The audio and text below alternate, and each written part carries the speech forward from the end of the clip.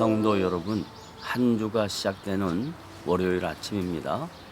오늘 우리에게 주시는 하나님의 말씀은 신명기 20장 1절로부터 4절까지입니다.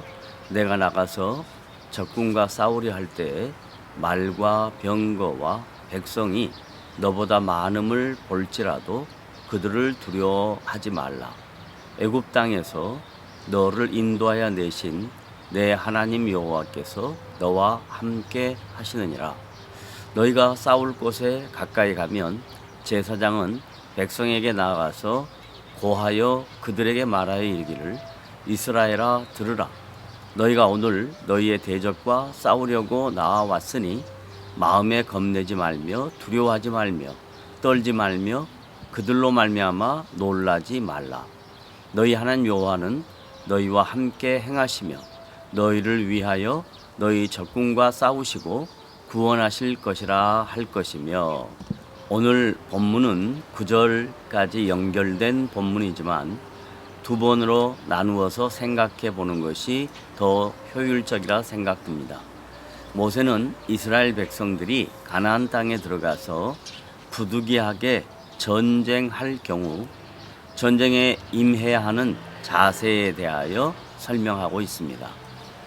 오늘 1절부터 4절까지는 전쟁에 나갈 군인들은 여호와께서 함께 하실 것을 믿고 담대하라고 명령하는 것입니다. 1절 초두에 보면 적군이라는 표현은 하나님의 원수를 지칭하는 것이며 이스라엘 백성들을 대적하는 자들을 지칭하는 것입니다. 그 적군은 가나안 족속과 그 경계를 넘는 다른 민족들인 것입니다. 이 전쟁은 이스라엘 백성들의 역사와 공존했습니다. 시대마다 이스라엘 주변에는 여러 강대국들이 일어났습니다. 하지만 애굽 땅에서 인도해 내신 내 하나님 여호와께서 이스라엘 백성들과 항상 함께 하셨기 때문에 두려워하지 않아야 할 근거가 되었던 것입니다. 민수기 23장 21절, 신명기 3장 6절, 역대하 13장 12절 등을 참고하시면 되겠습니다. 본문 2절로부터 3절에 보면 이스라엘 백성들의 실제 삶 속에 전쟁이 일어났을 때 제사장들의 역할을 모세는 구체적으로 지적하고 있습니다. 제사장들은 전쟁에 임해야 하는 이스라엘 백성들에게 사중적인 권고를 합니다. 첫째, 겁내지 말라. 둘째, 두려워하지 말라. 셋째, 떨지 말라. 넷째, 그들로 말미암아 놀라지 말라는 것입니다. 제사장들의 이 사중적 권고는 이스라엘 백성들에게 하나님의 하나님 되심을 증거하는 내용이기도 합니다.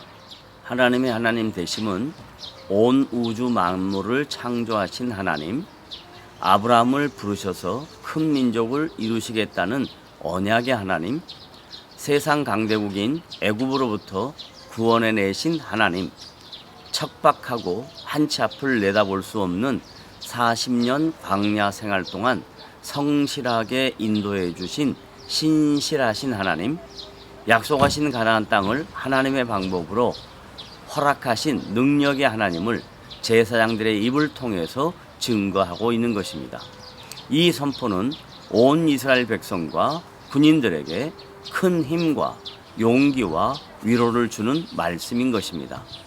요한복음 16장 33절에 보면 예수님께서 친히 제자들에게 세상에서 여러 가지 환난을 당할 것이라고 이미 말씀하셨습니다.